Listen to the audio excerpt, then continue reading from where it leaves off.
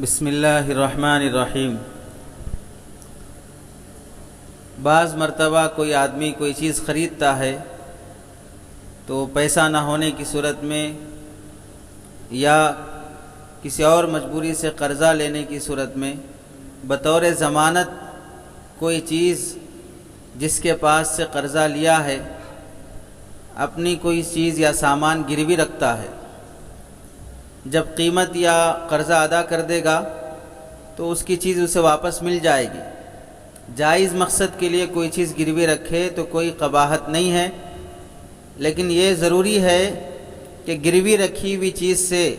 جس کے پاس گروی رکھی گئی ہے فائدہ اٹھانا ناجائز اور حرام ہے، کیونکہ قرضے سے یا ادھار قیمت کے عوض کوئی بھی فائدہ اٹھانا سود میں داخل ہے۔ حضرت عبداللہ بن سلام رضی اللہ تعالیٰ عنہ کی ایک روایت ہے، انہوں نے حضرت ابو ہریرہ رضی اللہ تعالیٰ عنہ سے فرمایا تھا، تم ایسی سرزمین یعنی عراق میں رہتے ہو جہاں سود کی وبا عام ہے، لہٰذا اگر تمہارا کسی کے ذمے قرضہ ہے تو اس سے جو کے برابر بھی کوئی چیز ہدیے کے طور پر بھی قبول نہ کرنا، کیونکہ یہ بھی سود میں داخل ہے۔ بخاری شریف حدیث نمبر 3814۔ اس حدیث سے پتہ چلا کہ جس سے ہم قرضہ لیے ہیں قرضے سے فائدہ اٹھانا جائز نہیں ہے۔ ہاں اگر گھر گروی رکھے ہیں تو گھر میں کوئی مرمت کرنا پڑے، اپنی ذات سے کوئی خرچ وغیرہ کیے ہیں تو اتنا خرچ ہم واپس لے سکتے ہیں کہ گھر جس مالک کا ہے اس گھر کے ذمے اس کے ہے کہ وہ خرچ کرے، وہ اس کی مرمت کرے۔ اگر ہم نے کیا ہے تو اس پیسے کو اور اس رقم کو جو خرچ کی گئی ہے اسے واپس لینا جائز ہے۔ اور اگر کسی کو ہم اپنا گھر گروی دے کر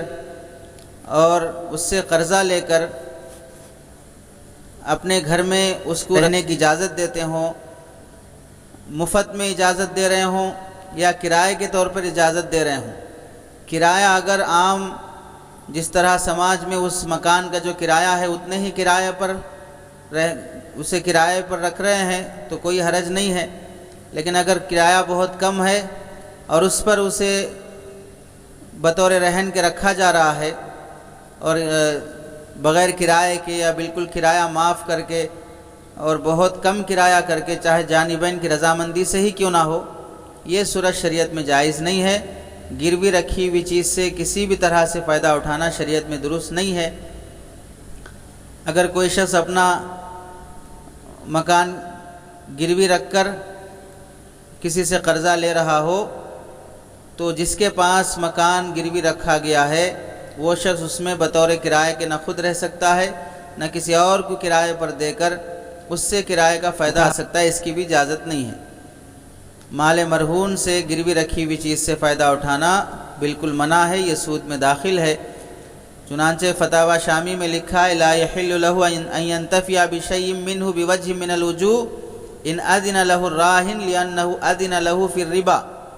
سود کی اجازت جانبین سے رضامندی پر بھی جائز نہیں ہوتی ہے، اور چونکہ معاشرے میں المعروف کالمشروط غالب گمان یہی رہتا ہے کہ قرضے ہی کی وجہ سے کرایہ معاف کیا گیا یا کم کیا گیا ہے، اس صورت میں مال مرہون یعنی گروی رکھے ہوئے مکان سے فائدہ اٹھانا درست نہیں ہے۔ والغالب من احوال الناس انهم انما يريدون عند الدفع لانتفاع ولولاه لما اعطاه الدراهم وهذا بمنزلة الشرط لان المعروف كالمشروط وهو يعين المنع۔ فتاوی شامی جلد نمبر 5 صفحہ نمبر 311۔ خلاصہ یہ ہے کہ فقہا کے نزدیک کسی بھی صورت میں گروی رکھی ہوئی چیز سے فائدہ اٹھانا سود میں داخل ہے، اس لیے یہ جائز نہیں ہوگا، خواہ کرایہ کم کر کے ہو یا کرایہ معاف کر کے ہو، عام کرایہ لیا جا سکتا ہے۔ اسی صورت میں چیز درست ہے، اور معاشرے میں سدھار تبھی ہوگا جب کہ قرضہ لینے کا دینے کا رواج شرعی طریقے کے مطابق ہو، مجبور کی مدد کی جائے اور مجبور وقت پر قرضہ ادا کر دیا جائے،